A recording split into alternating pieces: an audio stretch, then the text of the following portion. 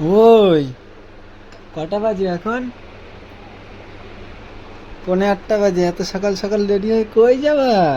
বলবো না, দেখতে হলে ব্লগটা পুরোপুরি দেখতে হবে তোমাদের। চলো দেখা যাক আমরা কোথায় যাই। রেডি হয়নি, তারপর তোমাদের সাথে কথা বলবো। তো আমরা রেডি হয়ে গেছি, আর আমার ড্রেসটা কেমন লাগছে বলবে তোমরা। আর এদিকে দেখো এই যে মা, আর এদিকে সোনামা। এই সোনামা, এই যে ভিডিও করছি। আর ওই যে তোমাদের দাদা আসছে।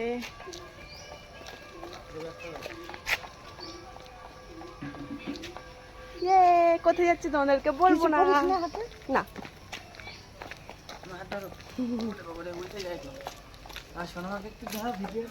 দেখিয়েছি, ও তো তাকাচ্ছেই না। টুকি, এই যে দেখ, তোমার ফোনটা নিয়ে যাচ্ছ। ওই বাবা বেড়ায় না কেন? আমরা ভ্যানে উঠে গেছি, কিন্তু এখনো বলবো না আমরা কোথায় যাচ্ছি। আর আমাদের সাথে কিন্তু কোথায় যাচ্ছি আমরা বলবে না। ও বলতে চাইছে না। আর সব থেকে বড় কথা হচ্ছে, বাবা প্রথমে যাবে না করছিল। বাবাও এখন যার জন্য রেডি হয়েছে, যে দেখে যখন সবাই রেডি হয়ে গেছে তখন বলছে আগ্রহ যাবো। আর বাবা আর মা সাইকেলে করে চলে গেছে স্টেশনে, আর এখন যাচ্ছে চাকদা।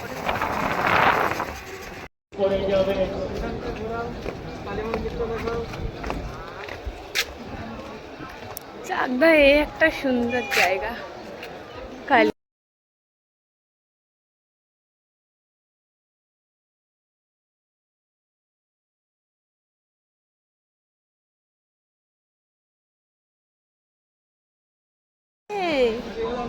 ওই তোমার, তুমি নাক করছো কেন? বাবা কোথায় গেছি? ওর টিকিট কাটতে, তাই না মা?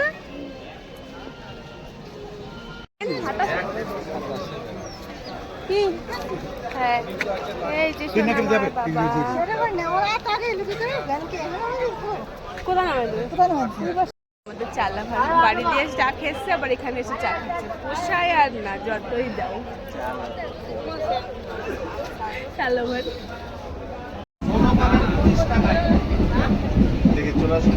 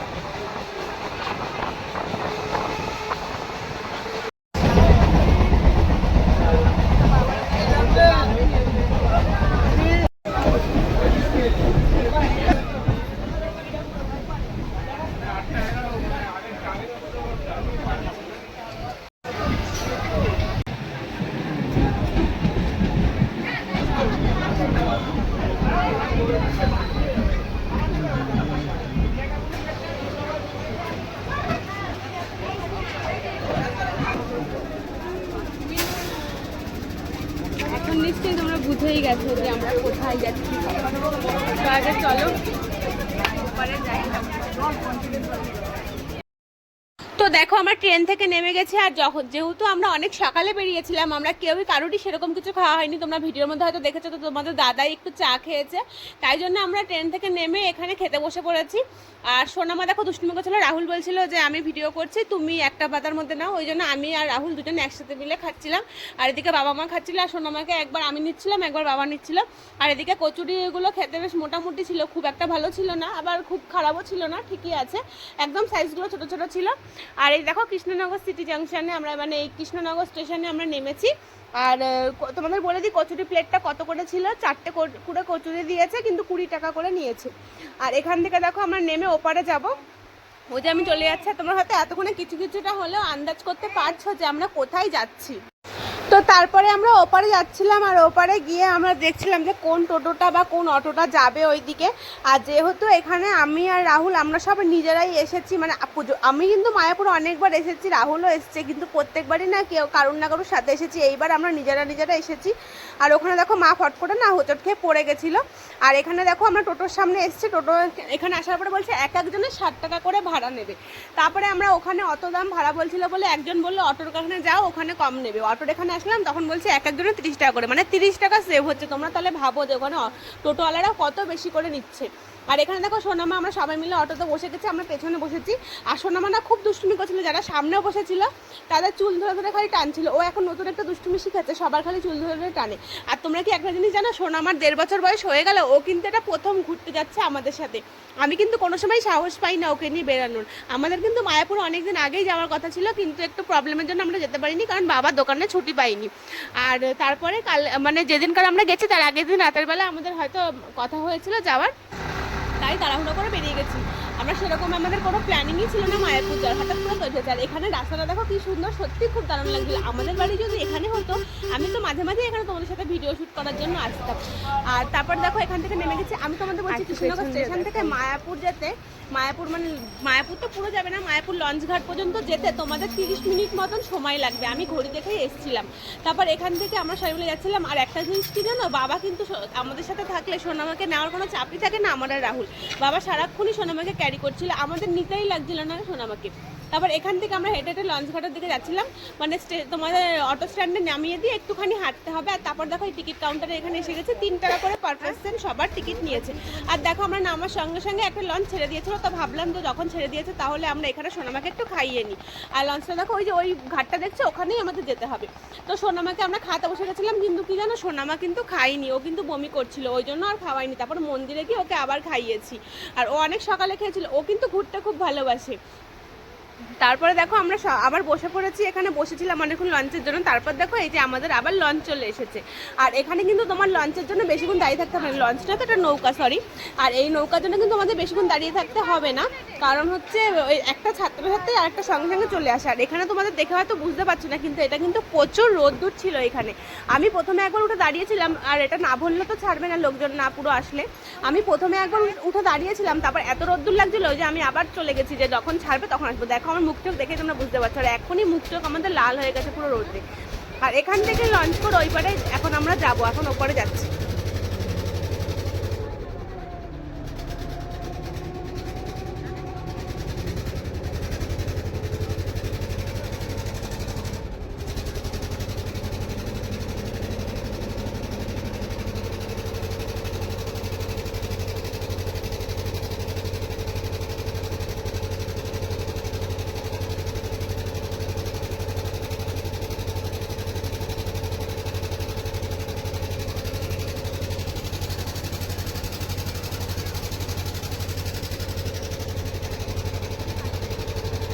তারপর দেখো ওখান থেকে আমরা নেমে বাবা আর মাকে টোটোতে তুলে দিয়েছি, কারণ মায়ের পায়ে খুব প্রবলেম, মা হাঁটতে পারে না, তাই জন্য ভাবলাম যে ওনাকে টোটোতে তুলে দিই। আর আমরা ভেবেছিলাম প্রথমে যে একটুখানি আমাদের যেতে সময় লাগবে, কিন্তু মন্দিরটা অনেকটা দূরে ছিল, আমরা হেঁটে যেতে পারছিলাম না। তারপরে দেখো যেহেতু কালকে রথ, আর তাই জন্য সব মন্দিরে রথ সাজাচ্ছিল। আর এইটা না আমি ভুল মন্দিরে ঢুকে গেছিলাম, আমরা ভেবেছিলাম যে এই মন্দিরটা অনেকদিন আসা হয় না, প্রায় 4 বছর পরে আমরা আবার মায়াপুরে আসলাম। আর এখানে না ভুল জায়গায় ঢুকে আমরা মা বাবা খুঁজছিলাম, ভাবছিলাম কি মা বাবা হয়তো এই মন্দিরে নেমেছে, কিন্তু না। আর এখানে দেখো কি সুন্দর করে সবকিছু সাজিয়েছে, এটা হচ্ছে সমাধি মন্দির। আর এই মন্দিরটাকে আমি ওই মেন মন্দির ভেবে ঢুকে গেছিলাম, পরে আমরা বুঝতে পেরেছি যে এই মন্দিরটা সেই মন্দিরটা না। আর এখানে দেখো রথ সাজিয়েছে কি সুন্দর করে। আর এখানে আমরা এসে বাবা মাকে অনেকক্ষণ ধরে খুঁজছিলাম।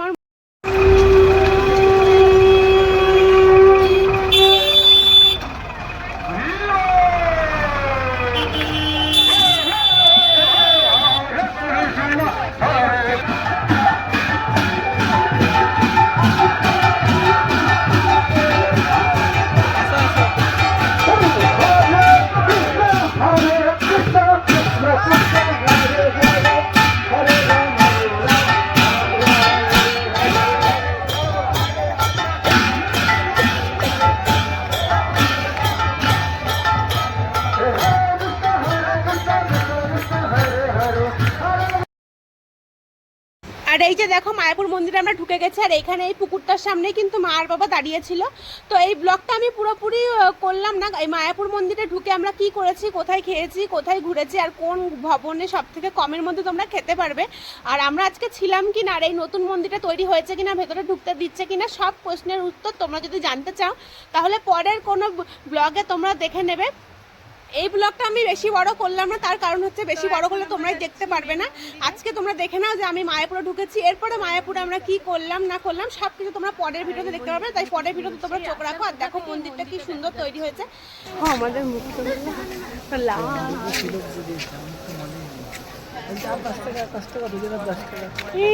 ওনাটা দিতে বলেছিলাম। আজকের ভিডিওটা তোমাদের কেমন লাগলো? ভিডিওটা ভালো লাগলে লাইক করতে, যারা যারা আমার চ্যানেল নতুন আছে তারা প্লিজ আমার চ্যানেলটা সাবস্ক্রাইব করতে কিন্তু একদিন, যারা পেজ থেকে ভিডিওটা দেখছে তারা প্লিজ পেজটাকে ফলো করে দিও।